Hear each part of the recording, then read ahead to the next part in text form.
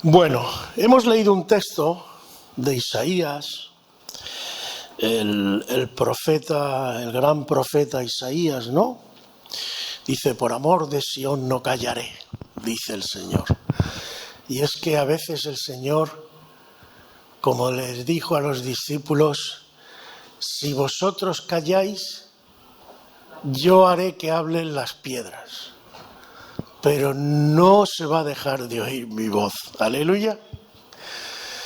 Y en estos días y en las vacaciones que gracias a Dios he podido disfrutar y estar con la familia y relajarme un poquito, a veces más incluso lo mental que lo físico, pues estaba meditando y una de las cosas que tenía en la cabeza, digo, Señor, ¿cómo está tu pueblo hoy en día? Y yo veo que, no sé, a lo mejor es impresión mía personal, pero yo veo al pueblo, voy a ser sincero, es mi opinión, no digo que sea así, parado y asustado. Parado y asustado.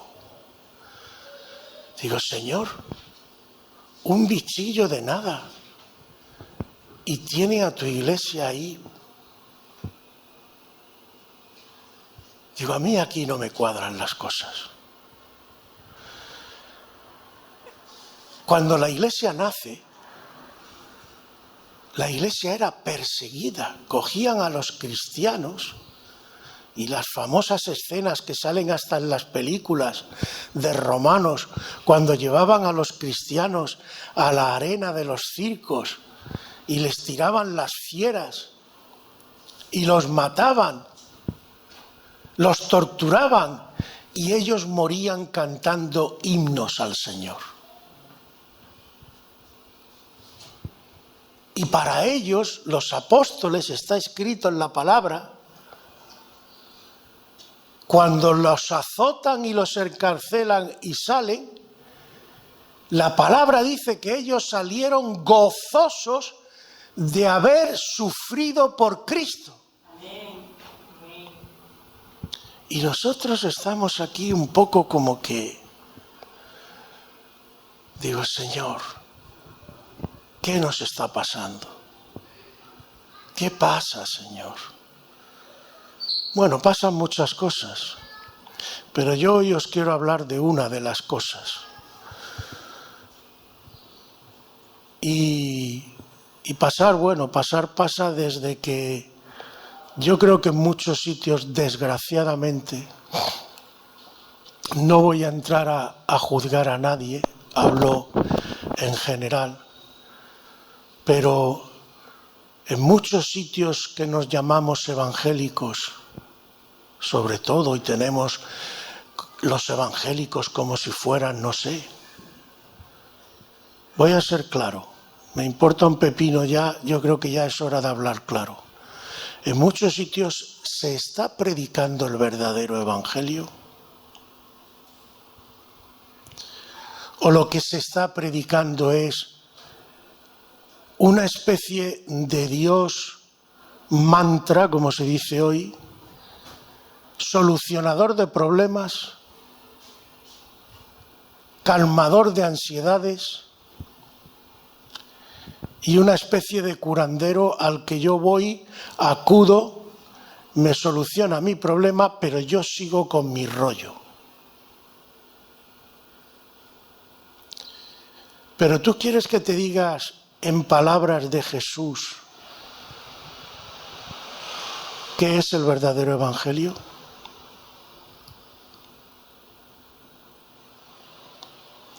El que no renuncia a todo lo que posee no puede ser mi discípulo. El que ama su vida más que a mí, la perderá. Y el que entrega su vida por mí, la encontrará. No son palabras mías. Son palabras del Señor. Porque el verdadero evangelio pasa por una entrega total a Cristo. ¿Tú quieres un cambio total en tu vida? ¿O como buenos españoles queremos que nos pongan el parche? Un parchito, un poco de repellado y a seguir tirando. Pero voy más, hermanos. A lo largo de la historia ha habido varios avivamientos. Sabemos lo que es un avivamiento, ¿no? Es más, como he dicho antes, cuando la iglesia nace, eran perseguidos y salían cristianos. Bueno, ¿por qué aquello no continúa? Cuando surge la Reforma y se rescata la palabra de Dios, que estaba encadenada y estaba oculta y el pueblo no la podía leer, y se rescata la luz de su palabra, y hay un avivamiento, hay un florecer. ¿Y qué pasa? ¿Cuál es el legado hoy de la Reforma? A veces nos quejamos mucho de los católicos y tal, porque además siempre los hombres tendemos a ponernos etiquetas. Yo soy evangélico, este es católico, aquel es no sé qué. Pero esas etiquetas vienen de Dios. Cuando Dios mira al mundo, ¿qué ve? ¿28.000 iglesias?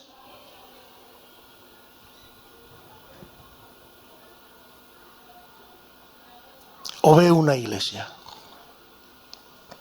¿Es que Dios es polígamo? ¿Dios tiene muchas concubinas con las que tiene relaciones?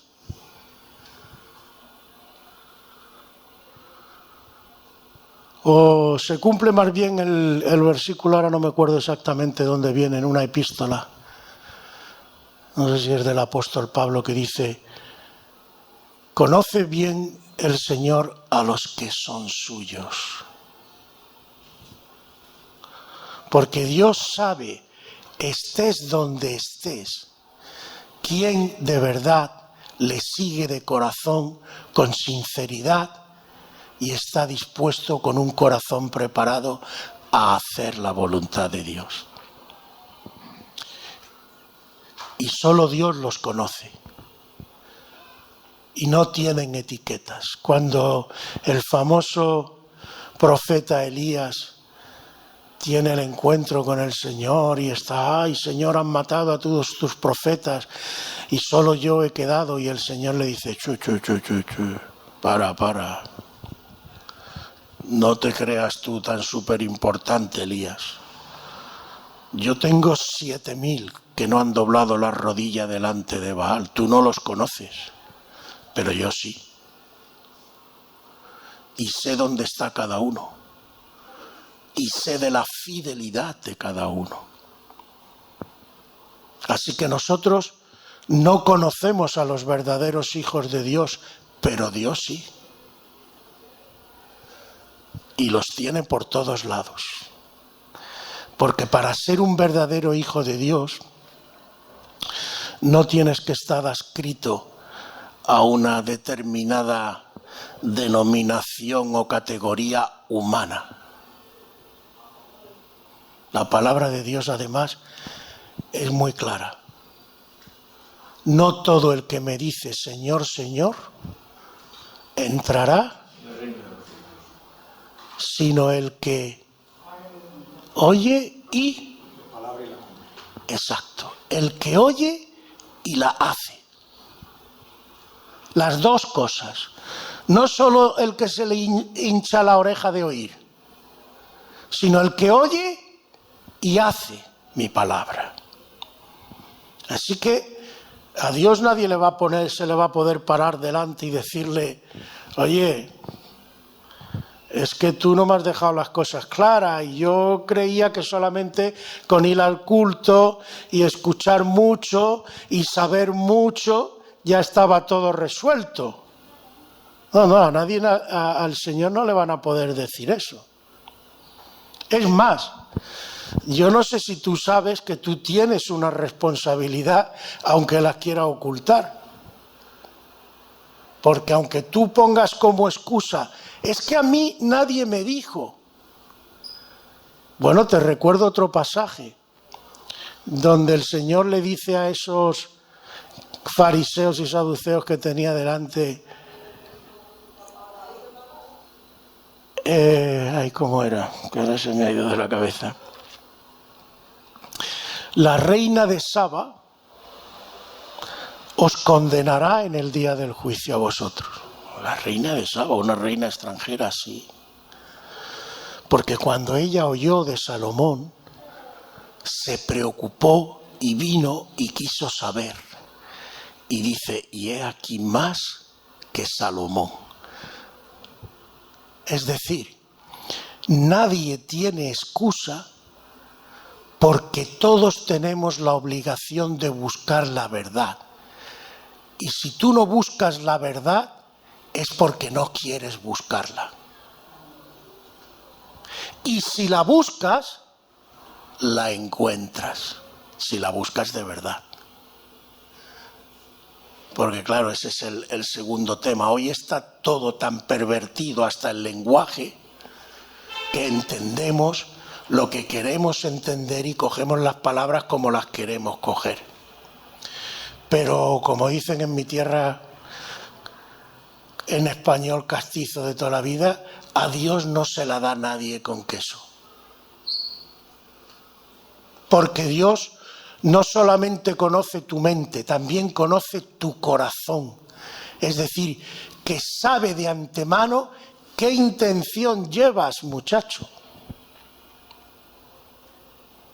Así que no tenemos excusa. Pero hermanos, digo todo esto en el sentido de que necesitamos, como dicen ahora para entenderlo en un lenguaje actual, cambiar el chip. Tenemos que empezar a dejar de ser tan pasivos y a dejar de ser tan, no sé cómo decirlo, acomodaticio por un lado, es que es una mezcla de cosas. Por otro lado, de temor, por otro lado, que todo se reduce en realidad a una cosa, hermano. Cada vez lo veo más claro. Falta de fe.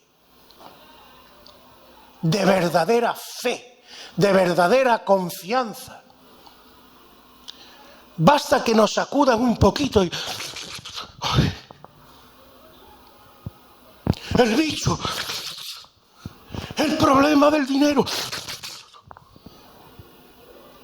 Y así un montón de cosas que luego lo piensas, lo dice, además la vida sigue y te das cuenta y dices, bueno, yo me he estado preocupando por esto, ¿y qué? Y además, si pasa algo, ¿qué? Me voy a poner en el peor de los casos, que me llevan por delante en la calle una pandilla de no sé cuánto. Me voy con el Señor. ¿Dónde está el problema? ¿Dónde está el problema? ¡Ay, es que mis hijos y mi mujer se quedan atrás! Si están en manos del Señor, bien. Y aunque tú estés, si no están en manos del Señor, mal. ¿O no? Yo la única herencia que les quiero dejar a mis hijos, por lo que oro, y muchas veces bromeo con ellos, ¿verdad, Isaías? Cuando te digo, vas a heredar mis deudas. Porque yo ni tengo un castillo, ni tengo un Mercedes en la puerta, ni tengo un Ferrari, ni nada de eso. Más bien, lo que tengo es un montón de problemas para llegar a final de mes. Pero yo sé que venga lo que venga, si ellos están con Dios, van a salir adelante. Pero si tienen una cuenta en el banco de miles de millones y en lugar de con Dios están con el del rabo y los cuernos, no me extrañaría incluso que terminen pegándose un tiro. Y cada día me entero de cosas por ahí, de gente de mucha pasta y de mucho poder y de mucho fama y cosas de estas, y te enteras de cosas, en el fondo me dan pena, os lo digo de verdad, no, sin hipocresía ninguna. Están amargados, están que no se consideran ya casi ni personas, porque además muchos de los que, y escuchas testimonio por internet casi todos los días, porque además, por ejemplo, artistas famosos, para llegar a donde han llegado, no creas tú que llegan tan fácil. Y hablándote claramente, muchos de ellos han tenido que incluso vender su cuerpo. Es el precio que hay que pagar. ¿Y para qué?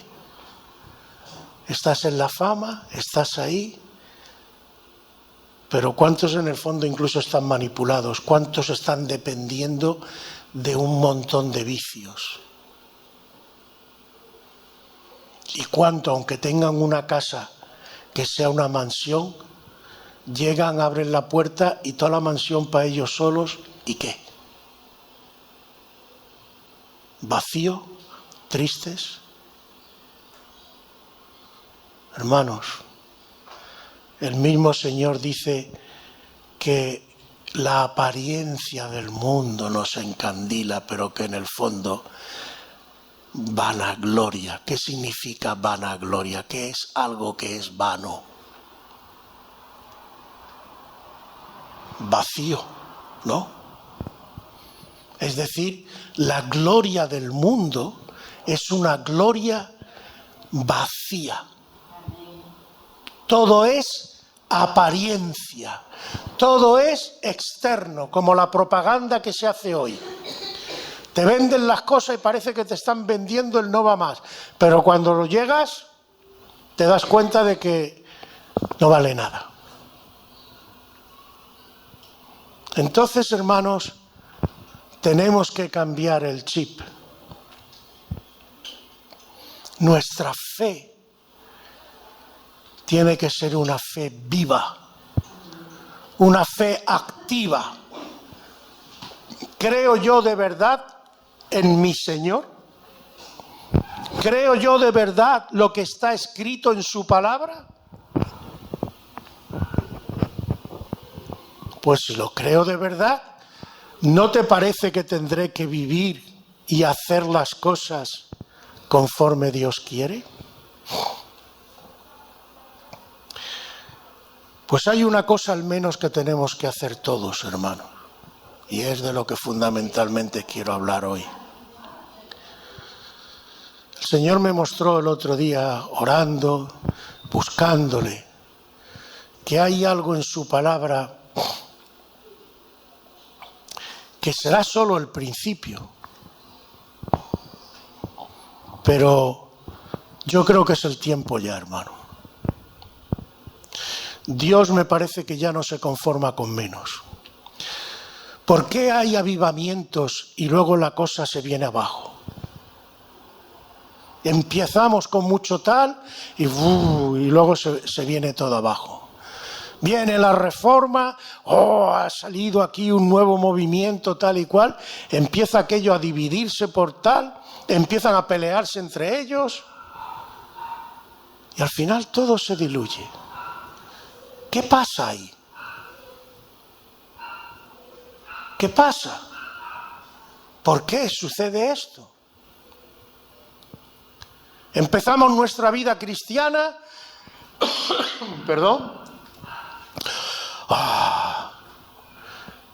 cuando el Señor al principio te mima, porque lo que quiere es que tú entiendas que Él te ama. Pues claro, todo de color de rosa. Hoy el Señor me ha ayudado, me ha hecho esto, me ha hecho... Cuando el Señor quiere que madures, quiere que crezcas y empieza a retirarse un poquito, aunque te tenga vigilando, porque lo que quiere es que crezca tu fe. Que tu fe no dependa tanto de que el Señor te esté las 24 horas del día acariciando y haciendo cara antoña y diciéndote que estoy aquí, que estoy aquí, que estoy aquí. Eso está bien para un bebé, eso está bien para un nene de 2 o 3 años. Pero vamos a estar así con un tío de 24 o 25 años. Vas a estar todo el día al lado de él diciéndole, ay, hijo mío, ay, es que, ¿qué pasa? ¿Lo vas a hacer un inútil? ¿No se va a poder valer nunca por sí mismo? Tanto desconfía de tu amor, y ese es el peligro de mimar a los niños, que les haces entender que el verdadero amor consiste en estar todo el día pendiente y haciéndole carantoñas todo el día, y cuando no lo tiene, pues él entiende que es que ya mi madre o mi padre ya no me aman. ¿Pero de qué me estás hablando? Dios ya no me quiere. A mí me han llegado a decir, mira, tú que tienes enchufe con él, que a ti te escucha, ora tú. ¿Qué pasa? ¿Que tú no puedes orar? ¿A ti Dios te ama más que a mí o menos que a mí? ¿Qué pasa? ¿Que Dios tiene favoritos? ¿Que Dios tiene perdonadme la expresión, pero aquí quiero que se me entienda, Dios tiene una cuadrilla de pelotilleros en el reino de los cielos que le están haciendo la pelota todo el día al Señor, y si no los tiene, como que a Dios le da algo? ¿Ese es el concepto de Dios que tenemos? ¿O los tiros van por otro lado? ¿No será más bien que no hemos dejado la niñez espiritual? ¿No será más bien que todo en la vida espiritual nosotros lo entendemos como que tiene que ser sentirnos bien y sentirnos a gusto? Oye, ¿estaba Cristo en la cruz bien? ¿Estaba a gusto? Pues nada más que la posturita, solo la postura, no te digo todo lo demás. Imagínate lo que es estar colgado y no poder ni respirar. Solo la posturita. Ahora imagínate unos clavos. Ahora imagínate la espalda en sangre viva, llena de llagas, con toda la piel colgando. Imagínate, como dijo Martín el domingo pasado, una corona que cada vez que hacía así se desclavaban todos los pinchos por todos los lados. ¿Qué pasa? ¿Que Cristo en ese momento no era espiritual? ¿No tenía fe en ese momento? ¿No formaba parte de la vida espiritual? Cuando los apóstoles fueron dados con látigos y fueron perseguidos y metidos en la cárcel, ¿qué pasa? ¿Que no eran espirituales? ¿Que les había pasado esas cosas porque habían dejado de ser verdaderos apóstoles? O como dice el apóstol Pablo, le pasaron esas cosas precisamente porque eran verdaderos apóstoles. Entonces, hermanos, ¿de qué estamos hablando? La vida espiritual que hoy hemos convertido en otra cosa.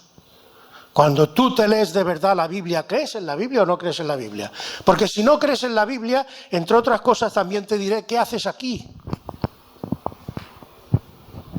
¿Qué significa para ti ser evangélico? ¿En qué Dios cree? ¿En el de la Biblia o en el Dios de los...?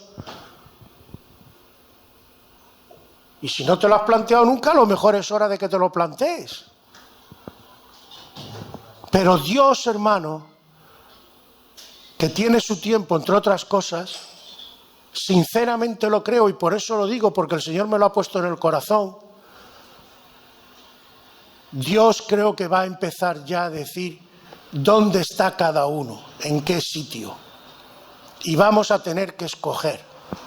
De hecho, ya están pasando cosas que incluso unos años atrás, yo me acuerdo cuando era un bebé en Cristo, no pasaban tantas cosas a veces, ni tan difíciles, ni tan... Y tú dices, bueno, ¿cómo estamos siendo sacudidos? Y es general por todas las iglesias. ¿Y por qué pasan estas cosas? Y no lo entendemos porque, hermanos, yo creo sinceramente que nos hemos olvidado hasta de lo que la palabra dice. Pero no hay un versículo, por ejemplo, de los muchos que hay, que dice: si el justo se salva, ¿a dónde se hallará el impío? ¿Quién se acuerda de ese versículo? Si el justo con dificultad se salva, ¿a dónde se hallará el impío? Porque, hermanos, ser auténtico en un mundo lleno de tinieblas va a hacer necesariamente que tú tengas que tomar decisiones si te vas a dejar arrastrar por el mundo o le vas a plantar cara al mundo. Es así de sencillo. Para mí, ¿qué tiene más valor? ¿La palabra del mundo o la palabra de mi Dios? Y cuando la palabra de mi Dios choque con la palabra del mundo, ¿qué voy a escoger? ¿De qué lado me voy a poner? Pero es que puede haber peligros. Sí, claro, y tanto que puede haber peligro. El Señor te lo dice claro. Te puedes encontrar hasta con que los de tu propia casa te entreguen. ¿Está escrito o no está escrito? ¿O me lo estoy inventando? ¿Y luego te vas a llevar sorpresa? Yo te diría que no te la lleves. Pero claro, cuando ignoramos estas cosas, cuando no meditamos en su palabra, cuando no nos la tomamos en serio, cuando no oramos, cuando no llevamos una vida de verdad conforme a la voluntad de Dios, nos vienen las sorpresas. ¡Ay, qué ha pasado!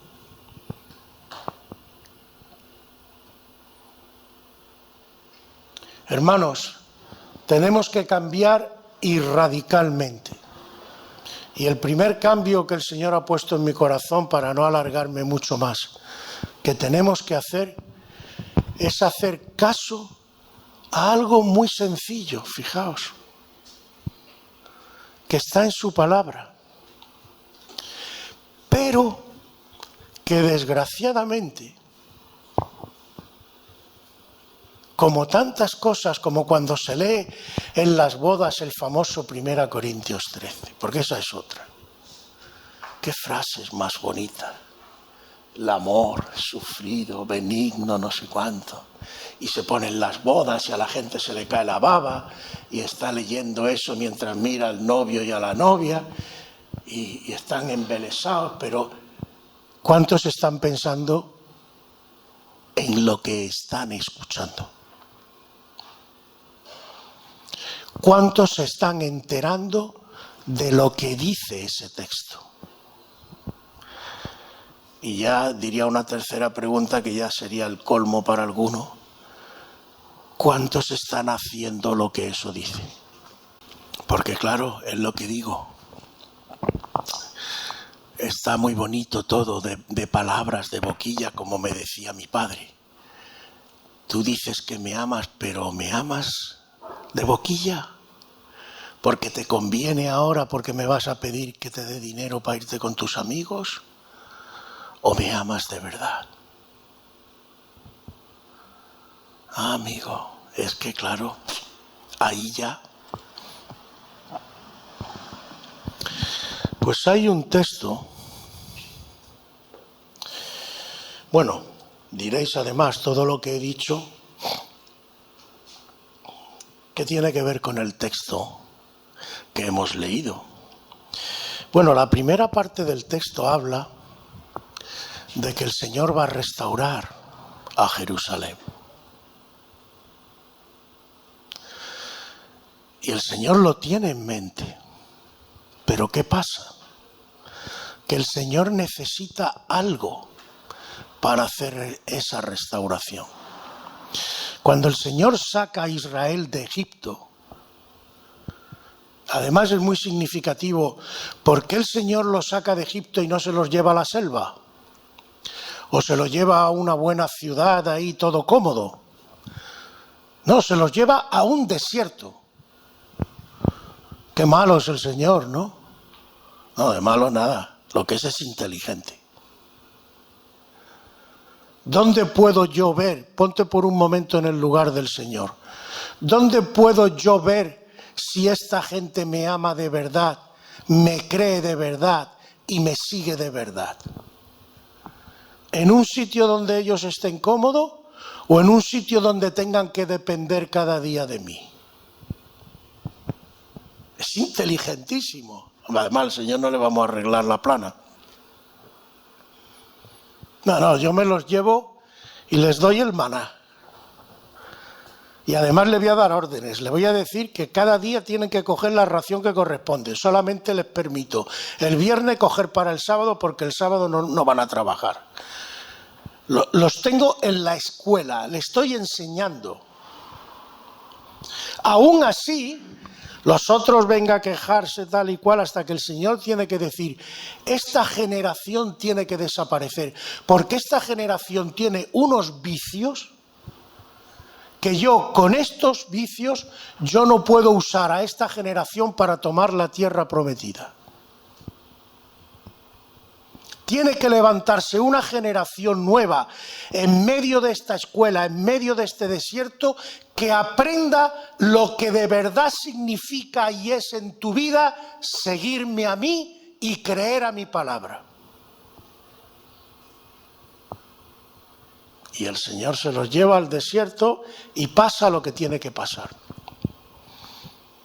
¿Qué pasa con nosotros la Iglesia hoy? Porque a lo mejor pensamos que aquello era para aquella época y que no tiene nada que ver con lo que hoy en día pasa.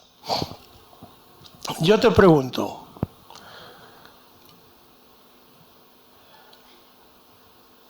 ¿la Iglesia tiene alguna misión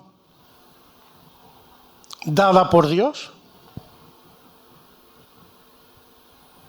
¿Sí? ¿Cuál, por ejemplo?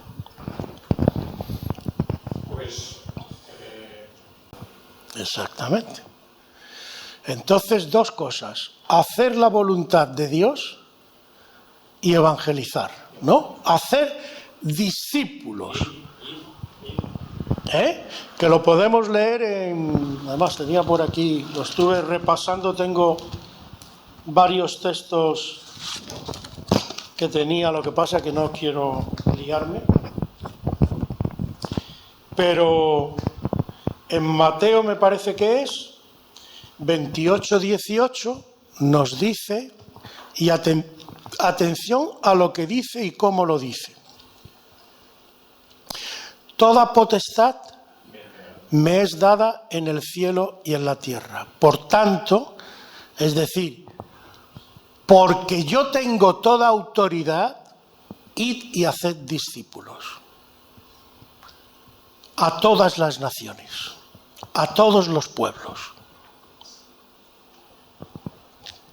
¿Qué pasa? ¿Qué estamos haciendo con esto?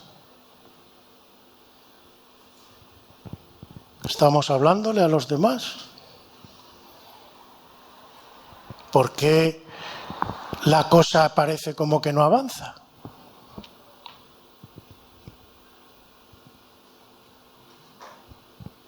Yo haría una pregunta previa. ¿Creo yo de verdad que Cristo tiene toda autoridad? ¿Es esto una realidad en mi vida? ¿Mi vida está acomodada, está realmente en armonía con esto? El Señor deja claro esto por un motivo. Toda autoridad, ahora ya, después de resucitar, yo tengo toda la autoridad. Hasta aquí, el príncipe de este mundo, ¿quién era?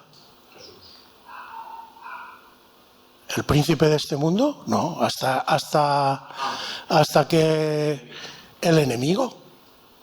Pero cuando Jesús le derrota en la cruz, a partir de ese momento, toda potestad en el cielo, en la tierra y debajo de la tierra, ¿de quién es? De Jesús. Entonces, si el Señor tiene toda potestad,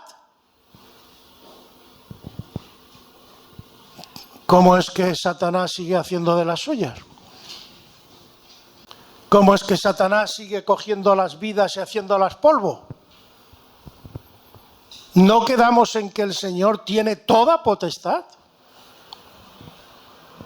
A lo mejor tú no lo sabías, pero tú sabes que hoy Satanás es un usurpador. Satanás está en un sitio ocupando y haciendo cosas que no tendría que hacer. La pregunta es, ¿por qué Dios lo permite? ¿Qué pasa? Porque la Iglesia tiene algo que hacer. Ese es el problema. Que la Iglesia tiene algo que hacer y lo está haciendo. Amigo. Pero me parece que está llegando el momento. Por eso tenemos que despertar. Bueno, ¿y qué se supone que tiene que hacer la Iglesia? Vamos a verlo. Para entender esto, ya lo he dicho alguna vez, pero para ponerlo en sitio. En la misma vida normal que nosotros conocemos, natural, cuando tú vas a un juicio y se dicta una sentencia, un momento es en el que el juez dicta sentencia y otro momento es en el que se cumple la sentencia.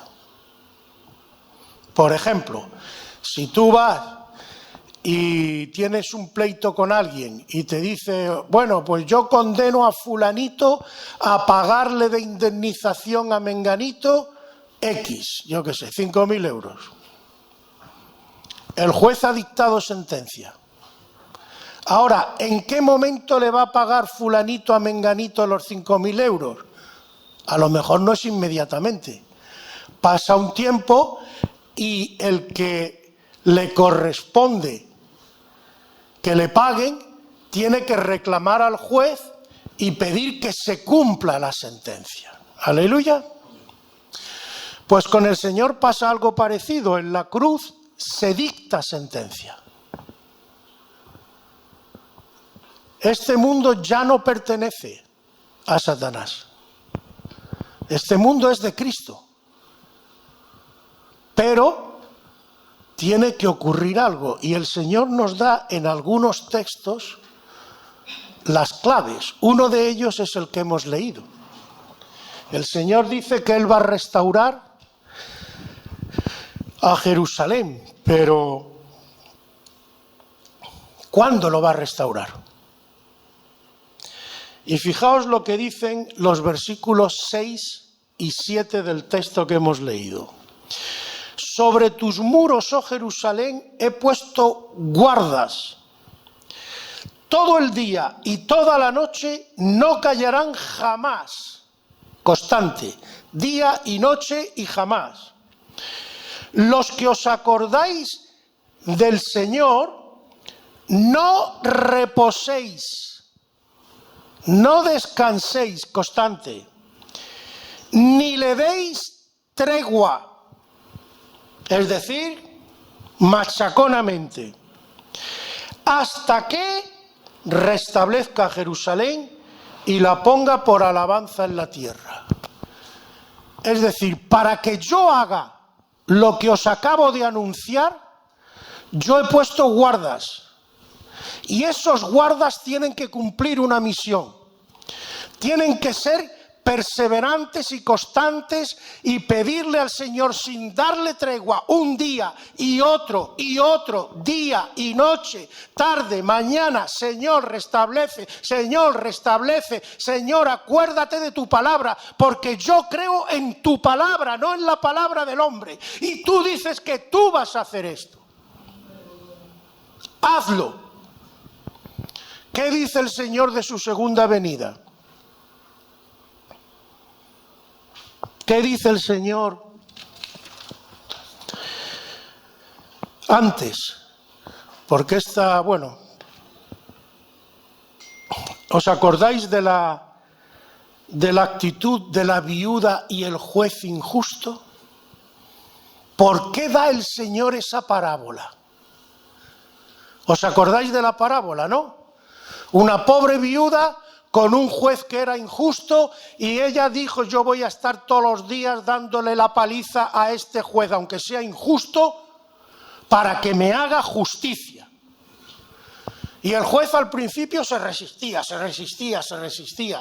porque no olvidemos que... ¿Por qué además? Bueno, hago un pequeño inciso, pero para que se entienda. ¿Por qué tiene que ser así, entre otras cosas? ¿Por qué Israel tiene que tomar la tierra prometida con guerra? ¿Por qué no se la da el Señor así sin más? Bueno, hay muchas cosas que están, digamos, ahí en juego. Pero hay una que es la que me interesa en lo que estamos hablando hoy, y es que los demonios no se van voluntariamente de ningún sitio, los tienes que echar. ¿Qué pasó? ¿Os acordáis del endemoniado gadareno? ¿Qué tiene que hacer el Señor? Salid, les da la orden, porque ellos voluntariamente no se iban. Entonces, si la tierra tiene que ser tomada por los cristianos, no se van a ir los demonios. Y es hora de que el Satanás se vaya, hermano. Que es por esto por lo que tenemos que trabajar. Yo creo que ya el Señor no quiere nada menos. Porque lo que nos pasa cuando viene un avivamiento es que estamos muy bien, nos quedamos cómodos, nos acomodamos, Satanás se la sabe toda. Y dice: yo a esta gente primero los pongo cómodo, que tengan su cultito, sus alabanzas, sus cosas, y que no se preocupen en otras cosas, que no se preocupen en luchar espiritualmente. Y la primera lucha espiritual es la oración. Y en la oración tenemos que derramar lágrimas, tenemos que hacer lo que sea necesario y clamar cada día hasta que el Señor restablezca. ¿Restablezca qué? ¿Y qué es lo que tenemos que pedir en oración? Que es la clave de todo. ¿Qué tengo yo que pedir persistentemente en oración? ¿Y por qué tiene que ser además así? Porque hay un versículo que dice, lo podéis buscar: tu pueblo se te ofrecerá voluntariamente en el día de tu poder. Y yo no sé, hermano, hermana, si tú piensas y meditas seriamente en esto, porque esto lo que quiere decir es que hasta que el pueblo de Dios, como dice en otro sitio, ¿qué le dice a Israel? No me veréis más hasta que digáis ¿qué? Bendito el que viene en el nombre del Señor. Baruch haba Beshem Adonai. En el fondo, ¿esto qué significa? Pues significa algo muy serio. Israel, tú no vas a ver la gloria de tu Dios de nuevo hasta que no reconozcas que yo soy el Mesías y yo soy el Señor. No otro Mesías y no otro Señor. Yo, Jesús. Amén.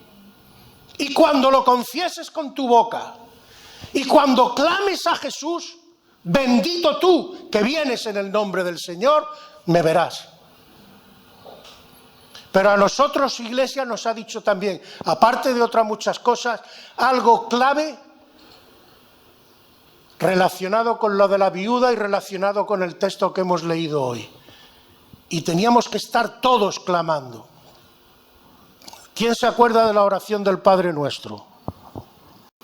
Todos, ¿no? Como digo muchas veces y he dicho antes, ¿cuántas veces leemos y no sabemos lo que leemos? Primera petición. Bueno, dice: Padre nuestro que estás en los cielos. Eso ya nada más es para meditar ahí, yo qué sé. Padre nuestro.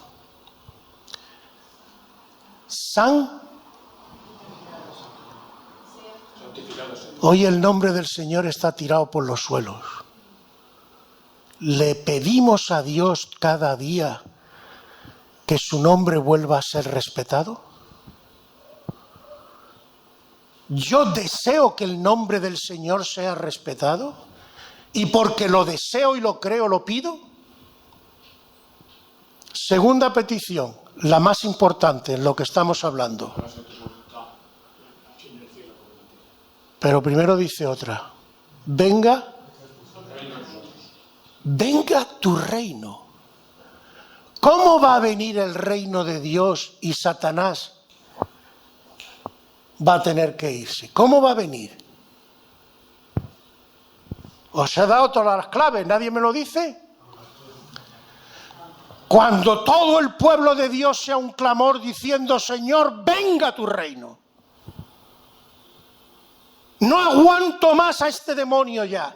Quiero que se vaya, no me conformo con menos. Échalo fuera para siempre. Cuando el pueblo de Dios se ponga así, el Señor viene. Todos los días, todas las horas. Señor, venga tu reino. Larga al demonio. Túmbalo. Venga tu reino. Y como decía Juan, la tercera clave. Hágase como yo lo deseo. ¿Lo quiero de verdad? ¿Se lo pido? Vuelvo a decir, nada de pasividad. Esto es, hermana, si te tienes que ir no pasa nada, tranquila mujer. Gracias por estar aquí. Bendiciones. Venga, venga, hasta luego. El Señor vendrá sin contar con su iglesia.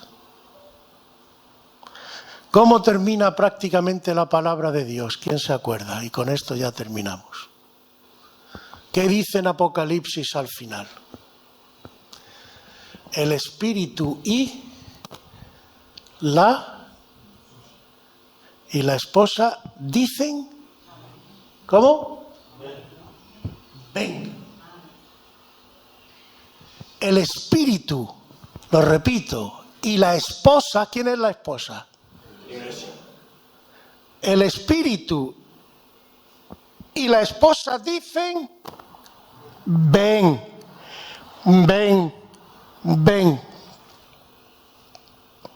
Hasta que la esposa, de acuerdo con el Espíritu, en perfecta sintonía y armonía, no se ponga a clamar y no se ponga a pedir seriamente, Señor, acaba con esto ya.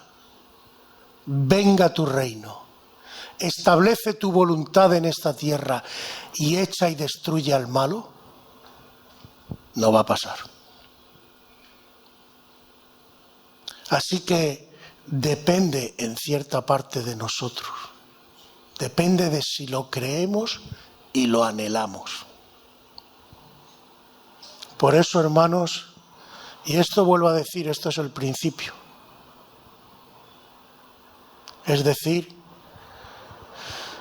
que por aquí empezaremos y las cosas irán cambiando. Pero hermano, yo hoy tenía que decíroslo porque lo tenía en mi corazón y llevo días que el Señor me lo ha puesto y es un trabajo que todos, aquí no se salva nadie, todos estamos incluidos, bueno, todos los que creen, claro.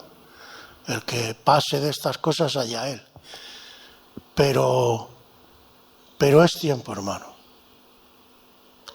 Dios ya creo que no admite fe de medias tintas ni tibieza, como está escrito, te vomitaré de mi boca.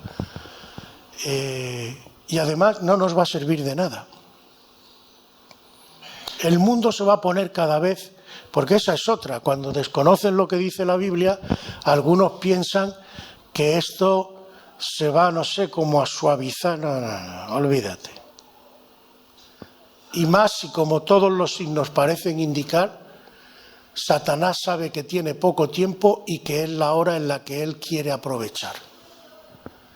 El mundo se va a poner cada vez más difícil, porque el mundo ama lo suyo y Satanás lo que quiere es aprovechar, hablando claro, para esclavizarnos a todos y tener a la Iglesia completamente acogotada y completamente temerosa y completamente paralizada. Si es lo que queremos, nos va a venir, simplemente con que no nos esforcemos.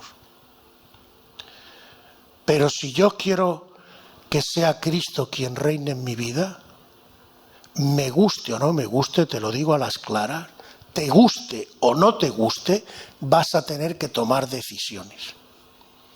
Porque las propias circunstancias, y ya está pasando, te van a obligar a ello.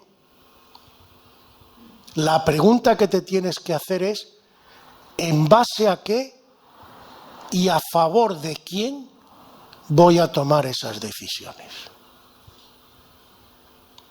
Yo espero que tú decidas por Cristo y que te lo tomes en serio y que empieces a clamar, como he dicho, día y noche, porque esto es el principio. Es más, si habéis estudiado, yo he estudiado algunos, leído y me he interesado por algunos avivamientos que han sucedido en el mundo.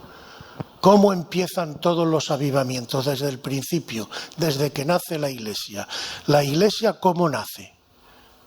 ¿Quién se acuerda? ¿Qué pasó en un aposento alto? Estaban orando. Todos juntos orando y clamando al Señor. Y el Espíritu Santo viene y los llena de poder y salen a evangelizar. ¿Cómo empezará el avivamiento final, la batalla final, donde, como dice la Biblia, ya no se encuentre sitio para Satanás y sea echado fuera? Cuando la Iglesia esté orando y clamando al Señor. Así que es tiempo, hermano, de arreglar nuestras vidas particulares. Ya tenemos que dejar la niñez espiritual, hermano. No es tiempo ahora de estar en tonterías y en no sé cuánto y que si... No, porque el tren sale y el que no esté dentro del tren se va. Cuando el Señor se pone en marcha, se pone en marcha. Así que, hermanos, lo siento, pero es tiempo de tomar decisiones claras por Cristo y decir: Señor, heme aquí. Aquí estoy, yo quiero hacer tu voluntad. Y el Señor lo hará.